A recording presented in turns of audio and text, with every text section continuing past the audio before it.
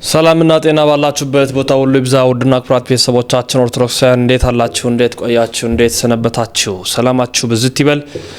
ዛሬም እንግዲህ እናንተን ያስተምሯችኋል፣ ይመክሯችኋል ብዬ ያሰብኩትን የተለያዩ መረጃዎችን እየመጥቻለሁ። መረጃ ጉልበት እንዲኖረው ላይክና ሼር በማድረግ ትብብር ሀጋርነታችን በማሳየት ከጎናችን በመቆም ድምጽ እንድትሆኑ እንሻለን።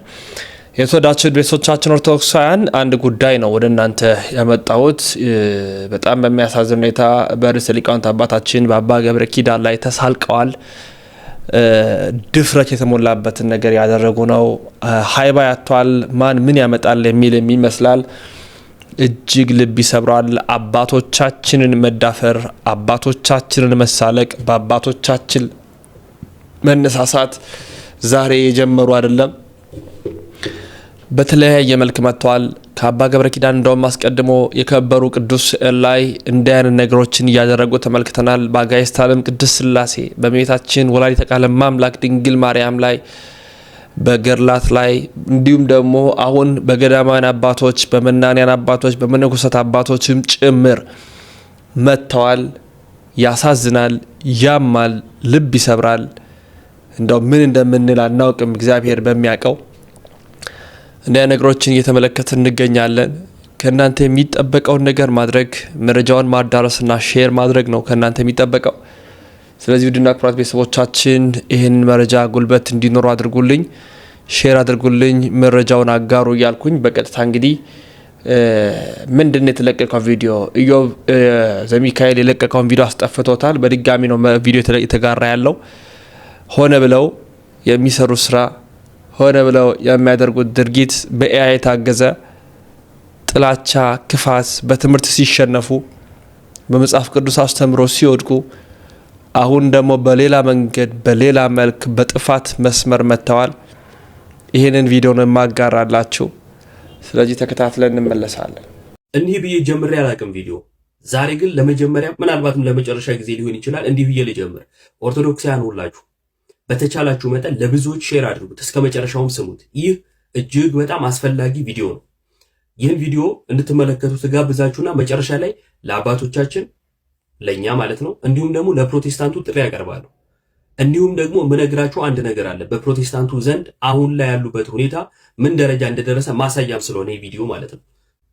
እንደምትመለከቱት እስራኤል ወደፊት ብሏል። ክርስቲያን ነኝ የሚል አካውንት ነው ስሙ ከላይ አለ እና ክርስቲያን ነኝ ነው የሚለው። ፕሮቴስታንት ነው ልጁ። ብዙ ውይይቶች ላይ የገባ ኦርቶዶክሳውያንን በመሳደብ ነው የምናውቀው እና ፕሮቴስታንት ነው እና ለመሳደብ እንዲመቸው አይሁድ ነኝ እኔ ይላል።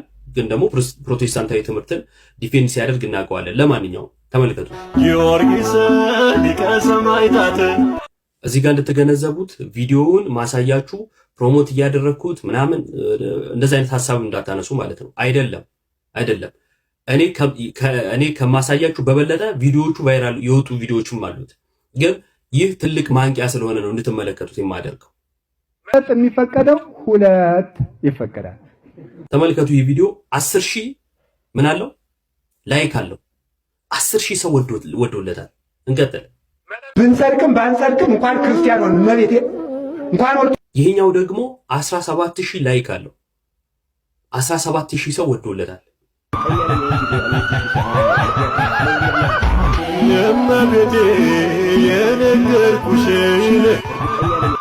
እዚህ ጋር እንድትመለከቱት የምፈልገው ጽሑፍ አለ ላንብላችሁ። ምን ያህል በኦርቶዶክስ ጥላቻ እንደሰከሩ ማሳያ ነው። ኦርቶዶክስ ሴቶች ርካሽ ናቸው ምንለው በምክንያት ነው። ኦርቶዶክስ ለዓለማዊነት ምቹ የሆነ እምነት ነው። ቸርች ውስጥ ወንድ ከወንድ የሚያጋባ ፕሮቴስታንት ቸርች እንዳለ እያወቀን ብዙ ሌዝቢያን ጌይ የሆኑ በአደባባይ ኢየሱስ ይህን አልከለከለም ብለው ፓስተር የቤተክርስቲያን መሪ ሆነው ያሉ እንዳሉ እያወቅን ግን ደግሞ በቃ ራንደም የሆነ የተለቀቀ ቪዲዮ አንስቶ ነው እንዲህ የሚለው ተክለ ሃይማኖት ጻድቅ ስም ያድናል ከመውደድ የተክለ ሃይማኖት ቅድስና እጅጉን በጣም የሚያስፈራው ዲያብሎስ በዚህ መልኩ ስራውን ያስፈጽማልና 14,000 ላይክ አለው። ተክለ ሃይማኖት ላይ እንዲህ ስለቀለዱ 14,000 ሰው ወዶለት ላይክ አድርጎለታል። ይህንን ይመስላል። አሁን ለአባቶቻችን እንዲሁም ደግሞ ለፕሮቴስታንቱ ጥሪ ላቅርብ። የመጀመሪያው ለአባቶቻችን ምንድነው እሱ መጨረሻችን?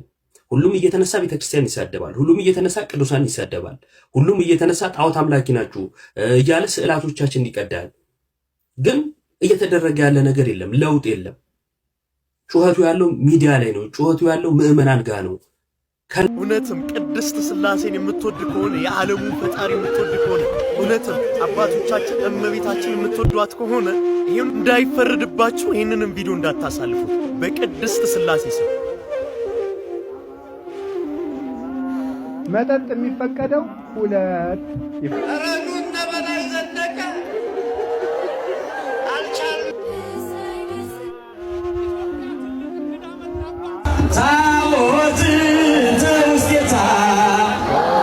በድንግል ማርያም በቅዱሳን አባቶቻችን በቅድስት ሥላሴ እንዳትጠየቁ።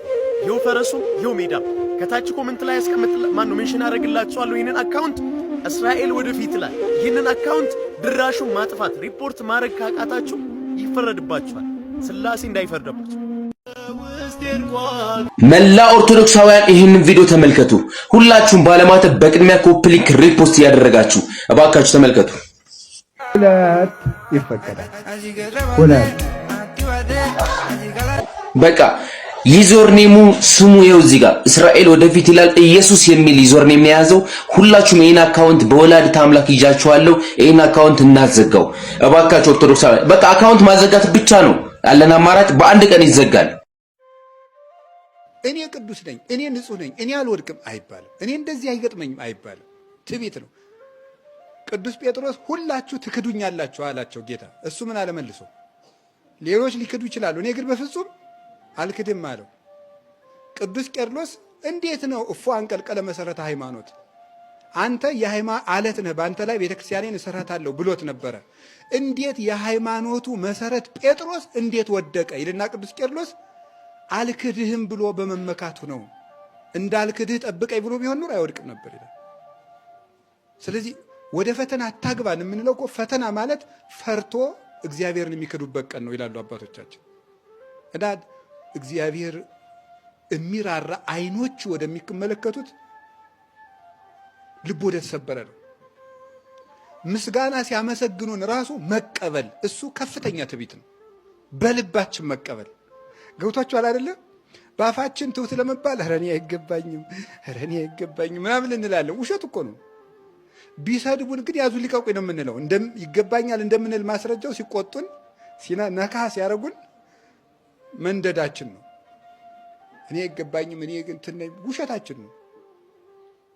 ምስጋናን እንዲያመሰግኑን ራሱ እኮ ቅስቀሳ እናካሄዳለን። እንደ ምርጫ ቅስቀሳ ሰው እንዲያመሰግነን በደንብ አድርገን አደራጅተን አሁን ያ ምስጋና ወይ ደግሞ ስንመሰገን መቀበል በውስጥ መቀበል በውስጥ ነው። ለምሳሌ ሕዝቅያስ የሚባል የእስራኤል ንጉሥ ነበረ። ትንቢተ ኢሳይያስ ዳለላችሁ ታሪኩ። ሕዝቅያስ የፋርስ ንጉሥ መጣና ወረረው። ምን አለው መሰላችሁ? አንተም ጣዖት አምልክ፣ የ7 ዓመት ግብርም አግባ አለው። ኧረ ግብሩን እገብራለሁ እኔ ግን ጣዖት አላመልክም አለው። ገንዘብ ቸግሮ የመጥቶ መስሏል? ማን ያድን መስላል? ያቺ ጣዖት ልታድነው ነው አለው። ታቦተ ጽዮን። ታቦታትን ጣዖት ማለት ድሮም የተጀመረ ነው፣ ለምደ ነው። አላይዟችሁ አትደንግጡ። ያቺ ጣዖት የምታድን መስሏል አለው። ለኢሳይያስ ላከበት። ነቢዩ ኢሳይያስ ምን አለው? አመድ ነስንስህ አልቅስ አለው። ሲያለቅስ ሲጸልይ ሕዝቅያስ መልአኩ ቅዱስ ሚካኤል መጣና ለሰናክሬም ወታደሮች ከሰይፉ ከብርሃን ሰይፉ ጋት የምታክል እንዲች አድርጎ ቢያሳየው 185 ሺህ ወታደሮች አመድ ሆነው አደሩ በአንድ ቀን። ሳይወጋቸው ቅዱስ ሚካኤል የብርሃን ሰይፍ ስላሳያቸው ብቻ። እስራኤል መጡና ምን አሉት? ሕዝቅያስ አንተ ደግ ንጉሥ ነህ አሉት። ሀገሪቱን የፈረስ ኮቴ ያልረገጣትም አለንጋ አልጮህባትም። አንተም ሳትዋጋ ያሸንፍ እንዴት ያለ ቅዱስ ንጉሥ ብትሆን ነው አሉት። ነው እንጂ ብሎ በልቡ ተቀበሉ።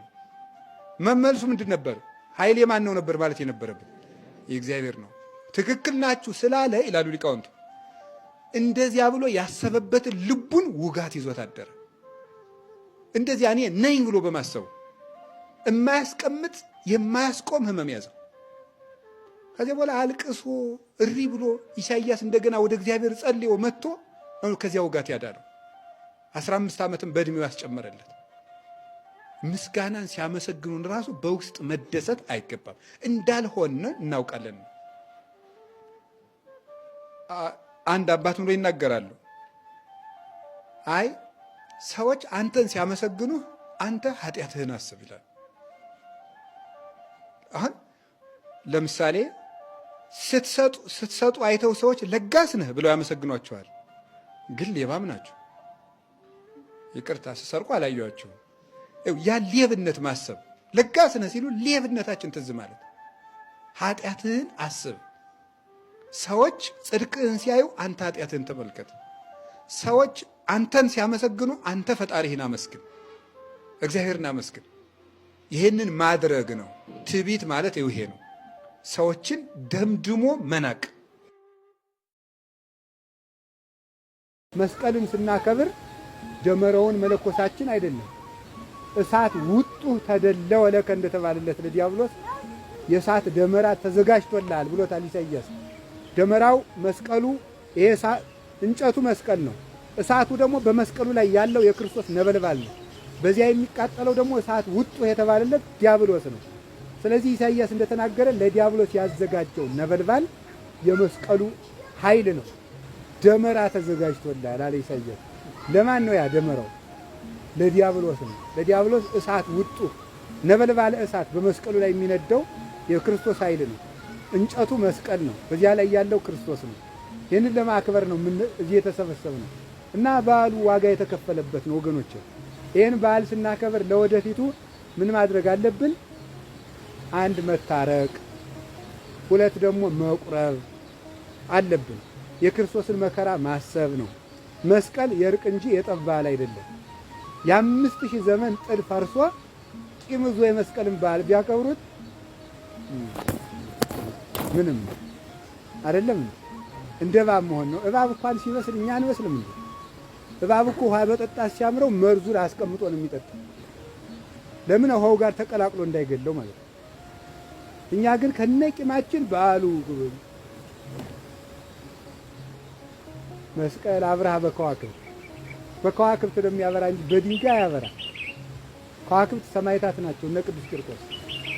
ያበራው ደግሞ የመስቀሉ ብርሃን መገለጡ ነው። ሲጠቀሱ ለሁሉም ግንዛቤ እንድትወስዱ አንድ ተጨባጭ የሆነ መረጃ ልስጣችሁ። ጉባኤ ኒቅያ የሚባለው 318ቱ ሊቃውንት ወይም ሰለስቱ ምዕት ብለን የምንናገርላቸው አባቶች አሉን እና እኒህ አባቶች ሲሰበሰቡ እኒህ ብቻ የተሰበሰቡ አይደለም። በወቅቱ የተሰበሰቡ 2258 ሰዎች ተሰብስበው ነበረ። ከነዚህ መካከል የተለያየ ሐሳብ የተለያየ አስተምህሮ ይዘው መጠው የምታምኑበትን ሃይማኖት ጽፋችሁ አስቀምጡ ተብለው ሁሉም ተለያይተው ክርስቶስ ባለበት እነርሱ ቃሉን አጽንተው የተነሱት ግን 318 ብቻ ናቸው። ያኔ የተጻፈው ክታብ ዛሬም ልጆች የልጅ ልጆች እያፈራ ዛሬ ድረስ ሲወርድ ሲዋረድ ስላለ በውኑ የሚቀርብልን መረጃ ከ318 ውስጥ ነው ከ318 ውስጥ ለመሆኑ ከ2000 ምናምኑ ላለመሆኑ መረጃችን ምንድን ነው? እሱ ላይ ማስመር ይጠይቃል።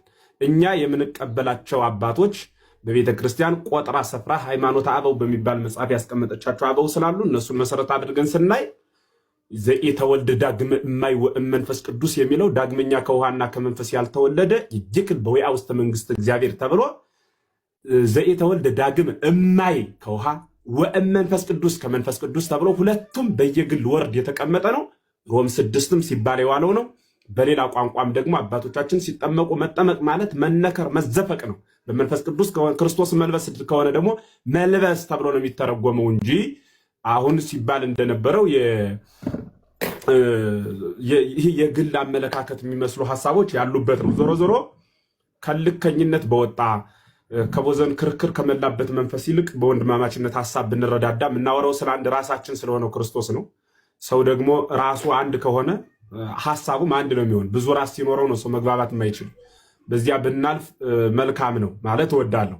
ወደ ዳጊ ጥያቄ ስመጣ ቅድም እያደመጡ ስለነበረ ድህነት በማለት ድህነት የሚፈጸመው በጥምቀት በኩል ብቻ ከሆነ በሌላ የዳኑ አሉ ብሎ ታምራትን ገድላትን ለመጥቀስ ይመስለኛል ስረዳ ማለት ነው።